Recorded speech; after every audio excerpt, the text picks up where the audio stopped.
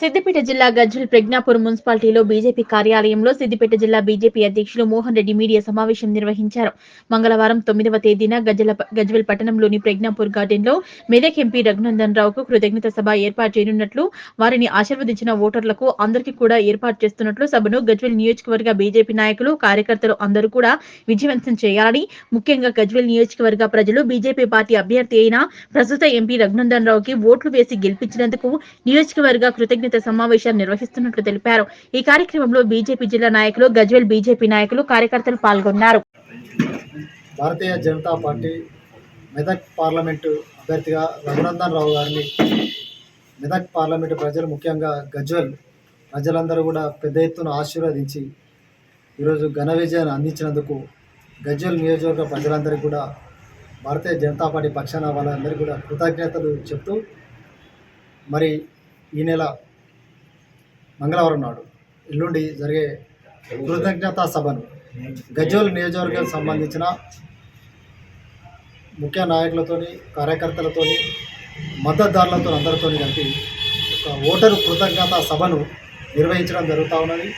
ఇది ఎల్లుండి మంగళవారం నాడు 4 గంటలకు ప్రజ్ఞా గార్డెన్లో ఈ యొక్క సమావేశం నిర్వహిస్తూ ఉన్నాము. దీనిలో ఏదైతే ఈ ఎన్నికల్లో మా పక్షాన నిలబడి మా మద్దతు తెలిపిన న్యాయవాదులు కావచ్చు, లేకుంటే వివిధ వృత్తుల్లో ఉన్నవాళ్ళు, వివిధ కుల సంఘాల పెద్దలు, చాలామంది ఇలా సమాజంని ప్రభావితం చేసిన వ్యక్తులందరూ కూడా చాలామంది ఈరోజు రఘునందన్ రావుకి భారతీయ జనతా పార్టీ పక్షాన మన ఎన్నికల్లో నిలబడి వాళ్ళు మద్దతు తెలపడం జరిగింది. వాళ్ళందరినీ కూడా ఆహ్వానించి వాళ్ళందరికీ కూడా కృతజ్ఞత చెప్పి ఈ యొక్క సమావేశాన్ని నిర్వహిస్తూ ఉన్నాము.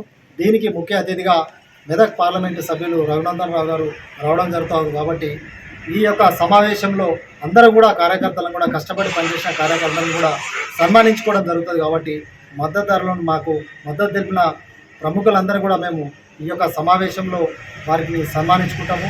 కాబట్టి ఈ యొక్క సమావేశంలో అందరూ కూడా నియోజకవర్గానికి సంబంధించిన కార్యకర్తలు, మద్దతుదారులు అందరూ కూడా పాల్గొని ఈ యొక్క సమావేశాన్ని విజయవంతం చేయాలని చెప్పేసి ఈ సందర్భంగా నేను వారిని కోరుతూ, ఈ యొక్క ఎన్నికలు ఇలా మెదక్ పార్లమెంటు గెలవడం అనేది అయితే ఉందో, ఇలా ఈ రాష్ట్రం లోపల ప్రత్యామ్నాయ శక్తి భారతీయ జనతా పార్టీ అని చెప్పేసి స్పష్టమైపోయింది.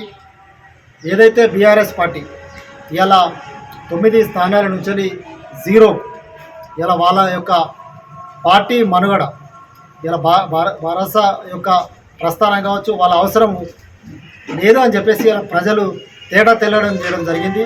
కాబట్టి ఇలా భారత ఏదైతే భారత రాష్ట్ర సమితి ఏదైతే ఉన్నదో వాళ్ళ యొక్క పార్టీ ఈ రాష్ట్రానికి, తెలంగాణకు అవసరం లేదని ప్రజలు స్పష్టం చేయడం జరిగింది. కాబట్టి ఈ రాష్ట్రం లోపల రేపు జరగబోయే ఏ ఎన్నికలైనా కావచ్చు, అది స్థానిక సంస్థల ఎన్నికలు కావచ్చు, ఏ ఎన్నికలైనా కూడా ఖచ్చితంగా ఇలా భారతీయ జనతా పార్టీ ప్రత్యామ్నాయంగా ఇలా మెదక్ పార్లమెంటు గెలవడం ఏదైతుందో దాని తర్వాత స్పష్టమైపోయింది. కాబట్టి రాబోయే రోజులలో ఈ యొక్క భారతీయ జనతా పార్టీని ఇంకా కూడా ముందుకు తీసుకుపోయే విధంగా ఇక్కడున్న మేమందరం కూడా కష్టపడి పనిచేసి మరి మా పార్టీని ముందుకు తీసుకుపోతాము.